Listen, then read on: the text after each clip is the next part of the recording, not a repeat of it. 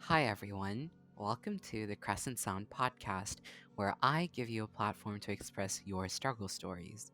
You can either email me your stories on thecrescentsound@gmail.com and I present them on the podcast for you, or I can have you come on as a guest on the podcast and you can tell your story by yourself.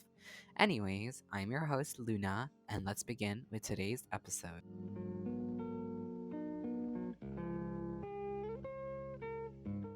All right. Hey everyone, welcome to the fourth episode for the Crescent Sound. And today I have a very special guest. I would like you all to meet my very longtime best friend, James. And I've known him for a couple years now. We've been like really good friends ever since. So, hi, James. Hi, Lena. How are you today?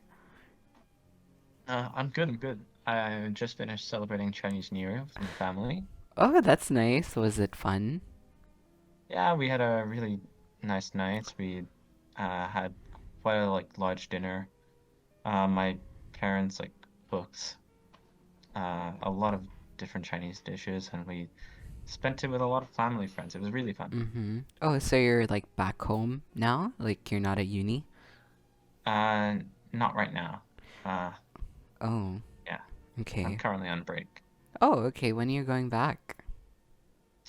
Um, on Monday. Oh, okay. That's very soon. Oh, okay. I hope you have a good time. So, everyone, well, yeah, this is James. Would you like to say something about yourself or like, I don't know, tell something about yourself to the audience? Sure. Yeah. I'm James. I'm half Chinese, half British, and I was actually born in China. So, Mm-hmm.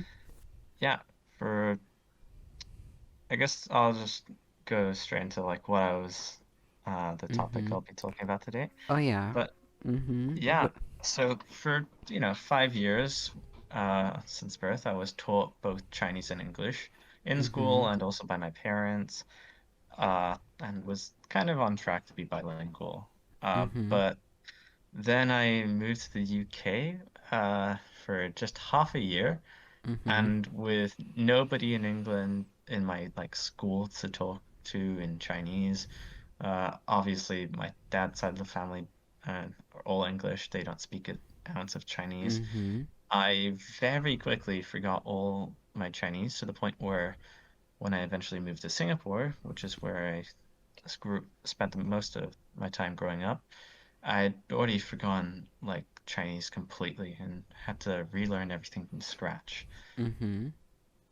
Uh, so learning my native language or one of my native languages, as a foreigner essentially, was quite a weird experience. It made it really difficult for me to socialize with other Chinese kids or Mm-hmm. even just half Chinese kids, since a lot of those often had really bad English, Mm-hmm. but were pretty good at Chinese, which was the exact opposite of me. Mm-hmm. So by the time that my Chinese had improved enough to where I could fluently hold a conversation with, I was already graduating from high school. Uh, Oh, okay. I mean, did like, you know how like so personally for me, my family like always taunts me. They're like, "Oh, why can't you speak Hindi properly? You're Indian. You should know how to speak Hindi." Like, does your family like do the same thing, but like in terms of Chinese, or maybe even not just family, like your friends or other Chinese people you interact with? Not anymore. I would say Mm-hmm. that it started off a little bit like that.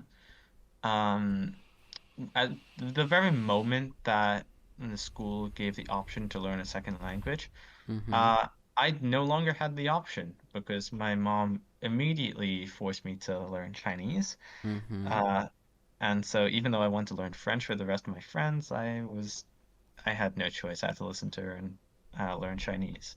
Did that And kind of make you resent like the language a tiny bit more, like less willing to learn it? Yes, for sure. At the time, I really resented learning Chinese. Mm-hmm. I did not, I just did not want to put any effort into it. Um, Mhm.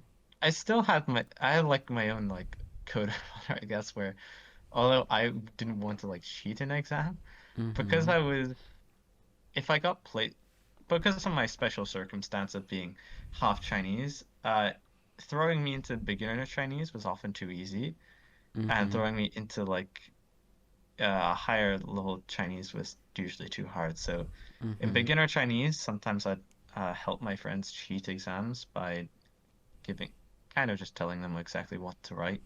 Mhm. Um, because everything was so easy for me. Basically Mhm. smooshing my Chinese beginner Chinese class. Mhm. But yeah, once I got to like, the correct level of Chinese, I was putting zero efforts into learning vocabulary Mhm. for quite a while. And then everything changed. And then all of a sudden in high school, suddenly I really want to reconnect with like the Chinese, uh, like my Chinese heritage and be better at Chinese. Mhm. Um, it might also have been because I was beginning to watch a few Chinese streamers and Mhm. I kind of just wanted to have better Chinese so I could like follow what they were saying better. So I put Mhm. way more effort into learning vocabulary, took some like external tests as well. Mhm. Um, and I would say that like now I my speaking skill in Chinese is pretty good. Mhm. Uh, to the point where I could have a pretty good conversation with anyone that's native Chinese. Mhm. Uh, unless it strays into like specific jargon. Mhm. Right now, I can't really talk to a lot of the people in my uni because uh, if they start talking about academics, I don't even know what most of my subjects are in Chinese, Mhm. let alone like, you know, different grades, different terminology, all of that. Yeah. So kind of end up being a bit of an outsider. Mhm. Um, I mean, does this make you feel isolated from like Chinese culture as a whole? Like you don't feel like you're actually like you belong there, or like does this make you feel like a really big disconnect between just your identity as a whole? I'd say if there was a reason for me to be isolated from like Chinese culture, it's not really the language, actually. Mhm. It's more to do with the fact that I haven't spent that long like in China. Or, like, Mhm.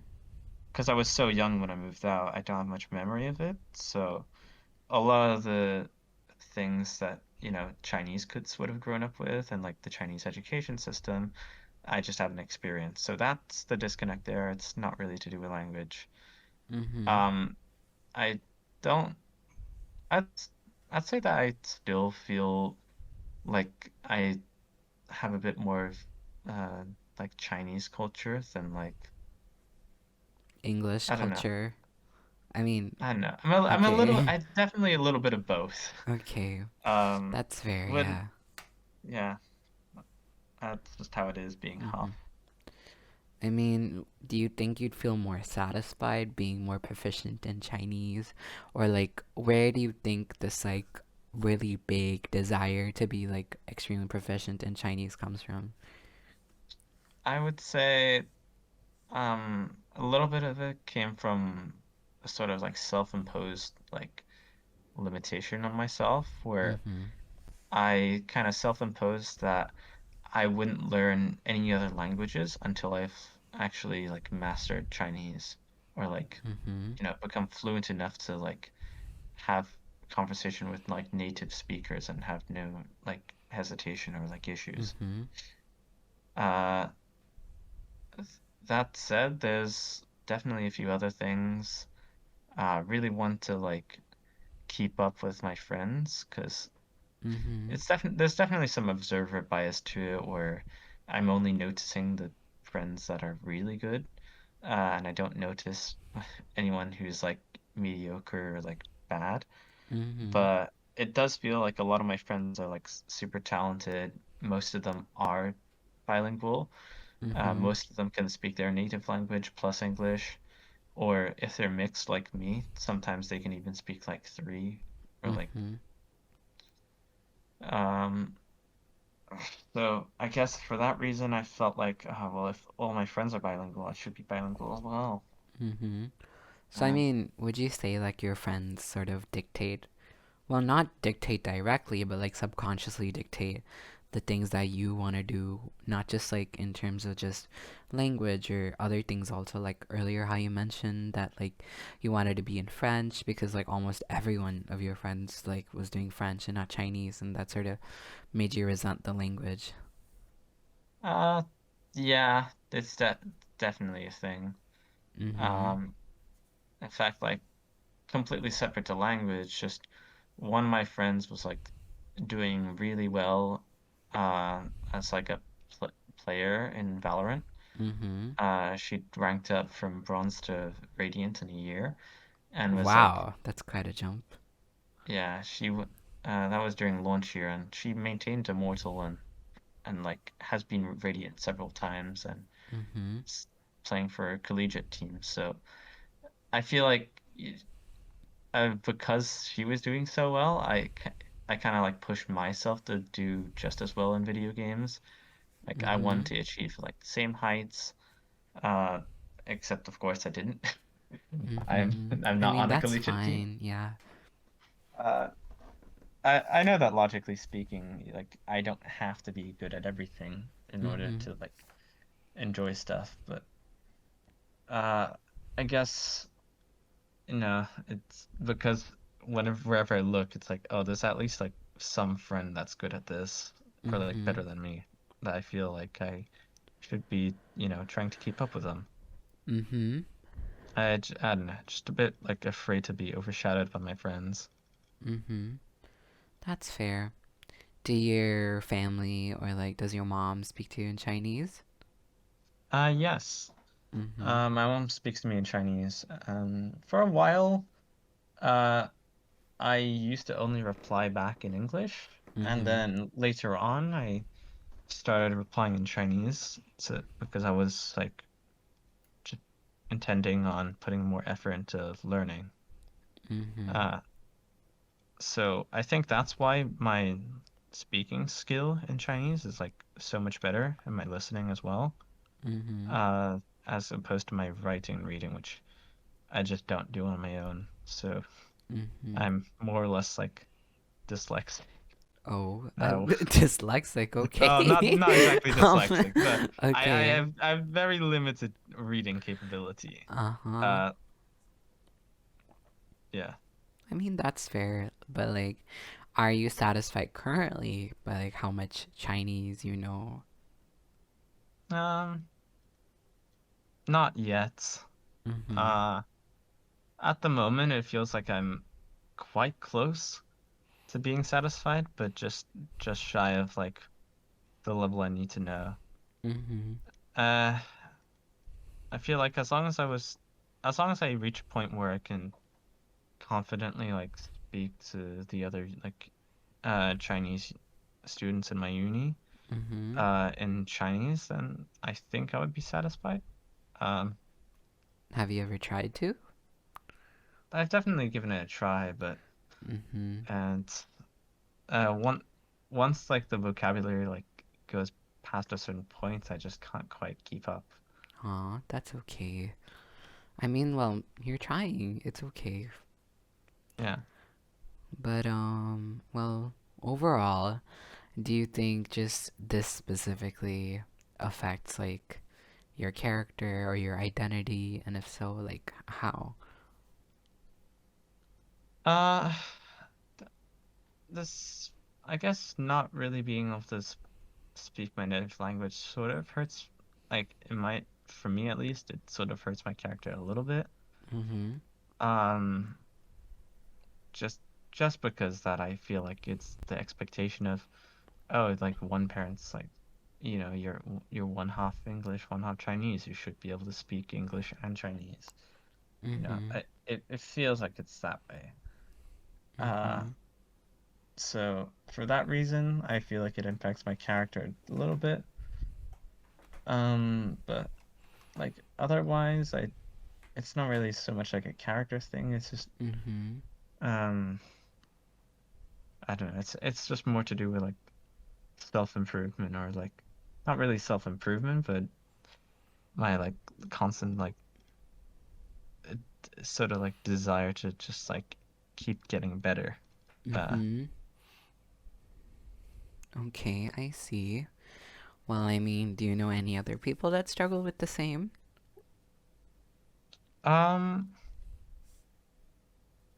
no, a lot of people. There's one friend of mine who's in a similar-ish situation. Mm-hmm. Um, he's not half Chinese, he's half Japanese, and he has Mm-hmm. pretty much the same situation as me, where his English is like fully fluent, Mm-hmm. just as I am, but his Japanese is like not quite there. Like it's sort of conversational, but it's not native at all. So Oh, okay. yeah, he's the only friend of mine that I know that's like in a similar boat to me. Mm-hmm. Otherwise, I either know people that are bilingual or just only speak English. Like, Mm-hmm. uh, so I guess the fact that I don't have many other friends in the same boat as me kind of makes me feel a bit isolated in that regard. Mm-hmm. You know, personally, I kind of struggle with the same thing, but the thing is, since I live in India, it's like not that big of a deal. Well, currently where I'm at, I don't need to know Hindi because like nobody here speaks Hindi. But like, personally, I've lived in a space where I was required to know Hindi for like a very long time. But my conversational Hindi, it sucks. It's pretty bad. Like, I can't speak complete Hindi without adding like a couple English words and like I can't speak Hindi like that. So I guess I kind of get where you're coming from. So I can understand. It's difficult. It's like leaves a mark on your identity, but kind of. Well, you know, it's like other people may comment like, "Oh, how are you not good at this? Aren't you native like this?" It's kind of demeaning. Yeah. So, well, I mean, is there any sort of way that makes you feel better about it? Is there any way that you can make yourself feel better about it? Um, Not really. I guess the only times I like feel better about it is once I'm like having conversation in Chinese. Mm-hmm. Like, well, while I'm speaking English, it's um, you know, like the times that I'll feel good is when I don't really have to like think too much. Mm-hmm. And yeah, there's not really a lot I can do to like make myself feel better besides just like study a bit more, I guess. Oh, That's I kind mean, of that's kind of that, all there is left. that's fair. I But mean, but if you could like just feel better about it without actually still learning the language, like, would you prefer that? I don't think so. I at this point I feel like I've spent so long like trying to like catch up to like native level Chinese that Mm-hmm. if I were to just kind of like call it here, I feel like I wasted a bit of my time. Mm-hmm. I know it's not a waste. Like I'm definitely like much better than like most foreigners could be. Mm-hmm. Uh, but But I well, guess you're I not have to exactly a foreigner. I know that Yeah. I have the added pressure of just not being a foreign. I was Mm-hmm. born in China. So yeah. Mm-hmm. Well, I can't really say much to that. It just, I guess it's the way it is. Kind of just have to find like satisfaction within your own self. Like, at what Mm. point do you feel satisfied with where you're at or content with what you have? But yeah, other than that, I can't really say much.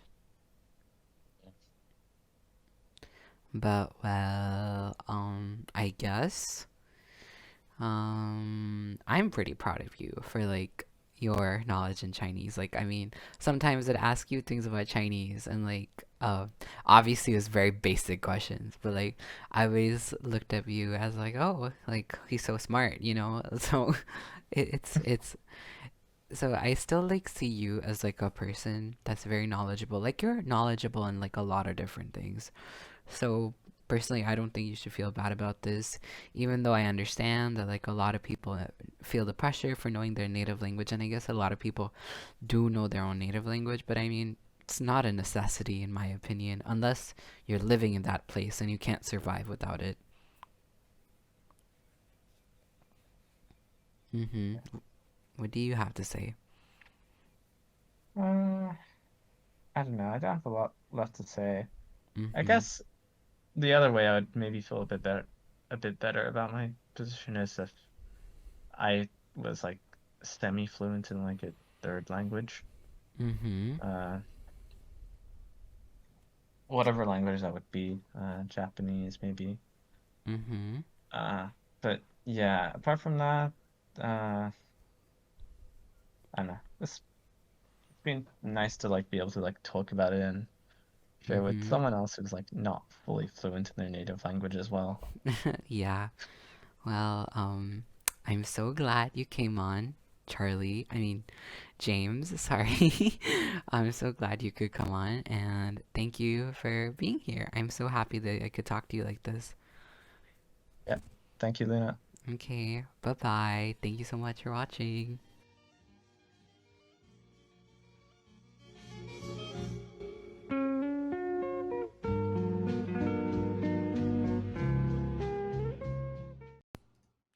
Thank you for watching this episode of The Crescent Sound.